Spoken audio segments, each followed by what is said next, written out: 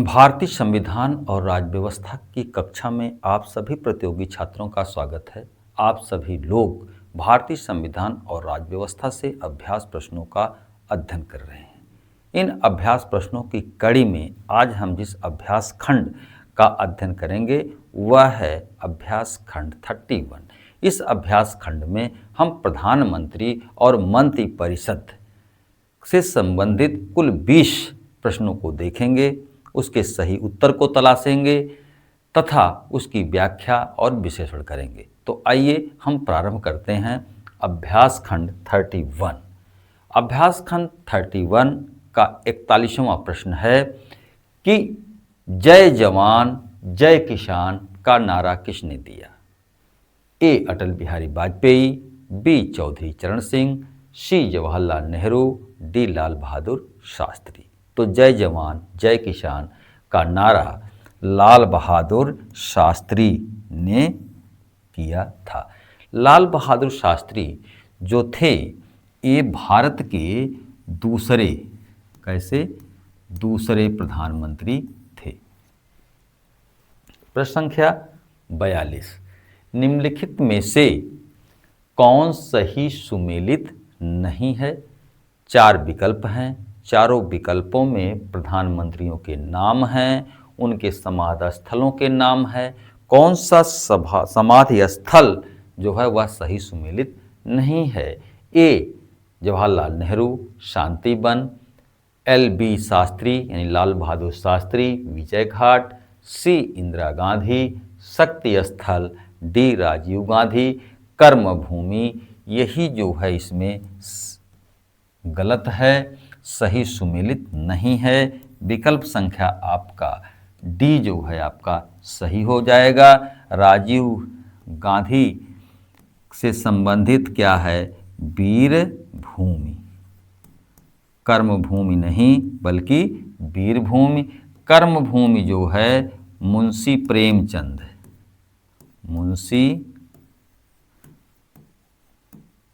प्रेमचंद का एक पुस्तक है, बुक है। आगे हम बढ़ते हैं। प्रश्न संख्या 43, संघीय मंत्रिमंडल का पुनर्गठन किसकी रिपोर्ट पर आधारित था? A Gopal Swami Ayyangar, B K M Munshi, C T Krishnamachari और डी बीसी राय। तो यहाँ पर विकल्प संख्या ए गोपाल स्वामी अयंगर की रिपोर्ट पर संघीय मंत्रिमंडल के पुनर्गठन जो था वह आधारित था। प्रश्न संख्या 44 हम लेते हैं। प्रश्न संख्या 44 क्या है? भारत के संविधान के निम्नलिखित अनुच्छेदों यानी आर्टिकल में किसके अनुसार प्रत्येक राज्य की कार्यपालिका शक्ति का प्रयोग इस प्रकार किया जाएगा जिससे संघ की कार्यपालिका शक्ति के प्रयोग में कोई अड़चन या प्रतिकूल प्रभाव न पड़े? यह प्रश्न पूछ रहा है कि भारतीय संविधान के किस अनुच्छेद में यह बात कहा गया है कि राज्यों की कार्यपालिका यानी राज्यों की सरकार इस प्रकार से चलाई जाएगी, इस तरह से संचालित होगी कि उससे जो है केंद्र की कार्यपालिकी सरकार के चलाने में कोई प्रतिकूल प्रभाव या कोई अड़चन न पड़े। अनुच्छेद 257, अनुच्छेद 258, अनुच्छेद 355, अनुच्छेद 356। इसमें विकल्प संख्या ए अनुच्छेद 257 यही सही है। अगला प्रश्न आप लीजिए। प्रश्न संख्या 45। प्रश्न संख्या 45 क्या कह रहा है? केंद्रीय सरकार के संदर्भ में निम्नलिखित कथनों पर विचार कीजिए। ये संघ सरकार के बारे में है। कह रहा है कि केंद्र स्तर पर सरकार का जो गठन हुआ था उस पर आप विचार करते हुए पहला है कि 15 अगस्त 1947 में केंद्र में मंत्रालयों की संख्या 18 थी। 2, वर्तमान में केंद्र में मंत्रालयों की संख्या 36 है। यह यहाँ पर गलत है।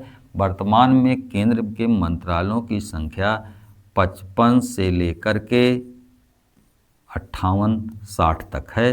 तो इसलिए यह गलत हो जाएगा। केवल एक सही है, केवल दो सही है, एक और दो दोनों सही है, एक और दो दोनों सही नहीं है। इसमें विकल्प संख्या ए केवल एक सही है। अगला प्रश्न आप लीजिए, प्रश्न संख्या 46 है। केंद्रीय सरकार के संदर्भ में निम्नलिखित कथनों पर विचार करिए। कथन एक है, क्या है? भारत के संविधान में उपबंध है कि समस्त कैबिनेट मंत्री अनिवार्य रूप से लोकसभा के आसीन सदस्य होंगे। यानी मंत्रिमंडलीय स्तर के जो मंत्री होंगे वे लोकसभा के ही सदस्य होंगे। क्या ऐसी बात संविधान में है? तो नहीं।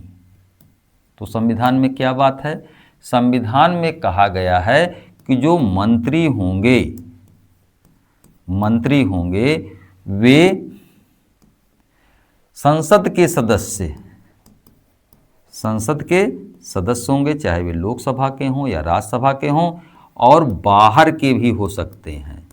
लेकिन उन्हें 6 माह के अंदर जो है संसद का सदस्य यानी लोकसभा राज्यसभा दोनों में से किसी एक का सदस्य बन जाना होगा। तो पहला तो आपका गलत हो गया। केंद्रीय कैबिनेट सचिवालय संसदीय मंत्रालय के अधीन कार्य करता है, यह भी गलत है। यह प्रधानमंत्री के अधीन कार्य करता है। तो अब आप देखिए कथनों में कौन सही है? एक सही, दो सही, दोनों सही। डी, ना एक सही और ना ही दो सही है। तो विकल्प संख्या डी आपका यहाँ ठीक हो जाएगा। अगला प्रश्न 47वां, निम्नलिखित कथनों पर विचार कीजिए और दिए गए कूट की सहायता से सही उत्तर को चुनिए या चयन करिए। ए है, किसी व्यक्ति को उप प्रधानमंत्री कहना एक राजनीतिक निर्णय है। यह ठीक है, क्योंकि संविधान में जो है वह उप प्रधानमंत्री वाइस प्राइम मिनिस्टर का पद नहीं दिया गया है।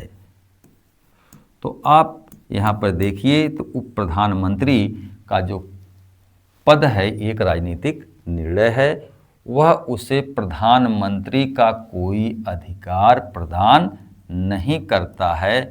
यह भी क्या है? सही है। तो इसलिए आप देखिए कथन ए और कारण बी दोनों सही है। कारण बी कथन ए की सही व्याख्या नहीं करता है। विकल्प संख्या बी आपका जो है यह सही हो जाएगा। अगला प्रश्न आप लीजिए कि प्रधानमंत्री नरेंद्र मोदी के बारे में क्या सही नहीं है? ए, व्यक्ति के रूप में वे भारत के 14वें प्रधानमंत्री हैं। यह ठीक है। यानी प्रधानमंत्री के रूप में प्रधानमंत्री अभी नरेंद्र मोदी जो हैं ये व्यक्ति के रूप में जो है 14वें हैं। ये एक बार भारत के रक्षा मंत्री रह चुके हैं। यह गलत है। प्रधानमंत्री बनने से पूर्व गुजरात के मुख्यमंत्री थे। यह ठीक है। तीसरी बार प्रधानमंत्री बनने वाले पहले गैर कांग्रेसी हैं। यह ठीक है। तो इसलिए इसमें उत्तर संख्या बी यानी विकल्प संख्या बी आपका जो है यह सही हो जाएगा। अगला प्रश्न हम लेते हैं, प्रश्न संख्या 49। क्या है कि निम्न कथनों पर विचार कीजिए। ए है, भारत में संघ में मंत्रिपरिषद संयुक्त रूप से लोकसभा और राज्यसभा दोनों के प्रति उत्तरदायी होता है। तो मंत्रिपरिषद जो होता है वह जो है लोकसभा राज्यसभा दोनों के प्रति उत्तरदायी नहीं होता है, बल्कि निम्न सदन यानी लोकसभा के प्रति उत्तरदायी होता है। बी, लोकसभा और राज्यसभा दोनों के सदस्य संघीय सरकार में मंत्री बनने की पात्रता रखते हैं। यह बात सही है। यानी कथन ए जो है वह गलत है और कारण बी जो है वह सही है। तो इसमें विकल्प संख्या सी आपका जो है यह ठीक हो जाएगा। अगला प्रश्न हम लेते हैं, प्रश्न संख्या 50 है। 50वां प्रश्न क्या है कि निम्न कथनों पर विचार करें। ए, मंत्री नीति बनाते हैं और लोक सेवक उनका क्रियान्वयन करते हैं, बात सही है। कारण बी, संसदीय प्रणाली में मंत्रियों का उत्तरदायित्व का सिद्धांत कार्य करता है, यह भी ठीक है। कथन और कारण दोनों सही हैं, कारण कथन की व्याख्या करता है। कथन और कारण दोनों सही हैं, कारण कथन की व्याख्या नहीं करता है। कथन सही है और कारण गलत है, कारण सही है और कथन गलत है। इसमें विकल्प संख्या बी आप देखिए, कथन और कारण जो है दोनों सही हैं लेकिन व्याख्या नहीं कर रहा है। 91वां प्रश्न 51, संघीय मंत्रिपरिषद का मंत्री अपने पद और गोपनीयता का शपथ। संघीय स्तर पर जो मंत्री प्रधानमंत्री होते हैं उन्हें पद और गोपनीयता का शपथ दिलाने का काम राष्ट्रपति करते हैं। यह किस अनुच्छेद के अंतर्गत है? अनुच्छेद 75(4), अनुच्छेद 74(1), अनुच्छेद 75(1), अनुच्छेद 75(2). तो इसमें विकल्प संख्या ए अनुच्छेद 75(4) सही हो जाएगा। अगला प्रश्न हम लेते हैं, प्रश्न संख्या 52 है। भारत के पहले गैर कांग्रेसी प्रधानमंत्री कौन थे? ए, वाजपेयी, बी, बीपी सिंह, सी, चंद्रशेखर और डी, अटल बिहारी वाजपेयी। तो इसमें विकल्प संख्या ए सही हो जाएगा, मोरारदेसाई। अगला प्रश्न हम लेते हैं, प्रश्न संख्या 53। अविश्वास प्रस्ताव के कारण सर्वप्रथम किस प्रधानमंत्री को त्याग पत्र देना पड़ा? ए, वाजपेयी, बी, चौधरी चरण सिंह, सी, बीपी सिंह और डी, इंदिरा गांधी। तो इसमें विकल्प संख्या ए सर्वप्रथम जो है मोरारदेसाई को जो है अविश्वास प्रस्ताव लाए जाने के कारण त्यागपत्र देना पड़ा। मोरारदेसाई के विरुद्ध जैसे ही अविश्वास प्रस्ताव लाया गया, मोरारदेसाई के विरुद्ध जैसे ही अविश्वास प्रस्ताव लाया गया, अभी पारित नहीं हुआ था, उन्होंने क्या किया? त्याग पत्र दे दिया, त्याग पत्र। किंतु आप यहां पर देखिए कि अविश्वास प्रस्ताव पारित हो गया था बीपी सिंह के खिलाफ और इन्हें त्यागपत्र दे देना पड़ा था। तो यहाँ पर सर्वप्रथम मोरारदेसाई को केवल अविश्वास प्रस्ताव लाए जाने के कारण त्यागपत्र देना पड़ा, क्योंकि वे जानते थे कि सदन में वे अपना बहुमत नहीं सिद्ध कर पाएंगे। लेकिन बीपी सिंह के विरुद्ध पहली बार अविश्वास प्रस्ताव लाया गया था। प्रश्न संख्या 54, आंतरिक मंत्रिमंडल क्या है? ए, प्रधानमंत्री द्वारा अपने मंत्रिमंडल के कुछ प्रमुख सदस्यों से गठित एक विशेष मंत्रिमंडल। बी, ऐसा मंत्रिमंडल जिसमें कैबिनेट स्तर के मंत्री होते हैं। सी, ऐसा मंत्रिपरिषद जिसमें राज्य मंत्री और उप मंत्री होते हैं। डी, उपयुक्त कोई नहीं। तो जो आंतरिक मंत्रिमंडल होता है, प्रधानमंत्री द्वारा अपने मंत्रिमंडल से कुछ प्रमुख सदस्यों से एक विशेष मंत्रिमंडल का गठन करते हैं, जिन्हें आंतरिक मंत्रिमंडल कहा जाता है। अगला प्रश्न 55, भारत के पहले उप प्रधानमंत्री कौन थे? सरदार वल्लभ भाई पटेल, मोरारदेसाई, लाल कृष्ण आडवाणी, उपयुक्त में से कोई नहीं। यहाँ पर विकल्प संख्या ए सरदार वल्लभ भाई पटेल आपका सही हो जाएगा। अगला प्रश्न 56वां प्रश्न, प्रधानमंत्री और अन्य मंत्री अपने पद और गोपनीयता की शपथ किसके समक्ष लेते हैं? राष्ट्रपति, उपराष्ट्रपति, लोकसभा अध्यक्ष, राज्यसभा अध्यक्ष। तो यहाँ पर आपका प्रश्न विकल्प संख्या ए जो है यह सही हो जाएगा, राष्ट्रपति। अगला प्रश्न आप देखिए, निम्न में से रेल दुर्घटना के कारण नैतिकता के आधार पर त्याग पत्र देने वाले पहले रेल मंत्री? ए, लाल बहादुर शास्त्री, बी, नीतीश कुमार, सी ममता बनर्जी, डी उपयुक्त में से कोई नहीं। तो यहाँ विकल्प संख्या ए लाल बहादुर शास्त्री सही हो जाएगा। अगला प्रश्न आप देखिए, प्रश्न संख्या 58, संसदीय व्यवस्था में वैधानिक प्रक्रिया को नियंत्रित करने के कारण मंत्रिमंडल को कहा जाता है। ए कार्यपालिका, बी व्यवस्थापिका, सी छोटी व्यवस्थापिका, डी उपयुक्त में से कोई नहीं। यहाँ विकल्प संख्या सी आपका सही हो जाएगा, छोटी व्यवस्थापिका, क्योंकि मंत्रिमंडल जो होता है या मंत्रिपरिषद जो होता है उसे सदन में बहुमत प्राप्त होता है और वह विधायिका को नियंत्रित करता है, इस कारण जो है उसे छोटी व्यवस्थापिका कहा जाता है। निम्न में से किसने मंत्रिमंडल को सरकार के शासन का यंत्र या चक्र के अंतर्गत चक्र कहा है? ए लावेल, बी लासवेल, सी लास्की और डी मैकाइवर। तो यहाँ पर विकल्प संख्या ए लावेल आपका ठीक हो जाएगा। अगला प्रश्न 60वां प्रश्न है कि लोकसभा मंत्रिपरिषद के विरुद्ध अपना अविश्वास प्रस्ताव किस प्रकार व्यक्त कर सकता है?